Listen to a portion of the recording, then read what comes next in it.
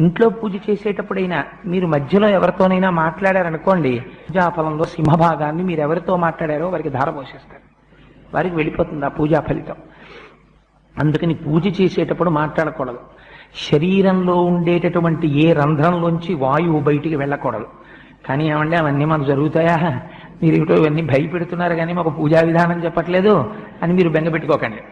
అలా పొరపాటున ఇంకా మనకు అంత పెద్ద సంస్కారం, అంత పెద్ద అలవాటు లేదేమోనని ఋషులు ఎక్కడికక్కడ మనకి ప్రాయశ్చిత్తం చెప్పారు.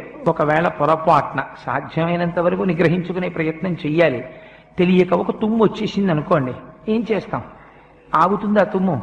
వచ్చింది, వస్తే యథార్థానికి ఏమిటంటే మీరు లేచి మళ్ళీ వెళ్ళి స్నానం చేసి వచ్చి మళ్ళీ పూజ చేసుకోవాలి. కానీ ఏమంటే అలా స్నానం చేయడానికి పూజ చేయడానికి మళ్ళీ మంత్రపుష్పం దగ్గర మళ్ళీ తుమ్ము, ఇంకెన్ని క్యాజువల్ లీవ్లు ఆఫీస్కి. అందుకని అలా బెంగెట్టుకోక్కర్లేదు. ఒక్కసారి మీరు చేస్తున్నటువంటి పూజ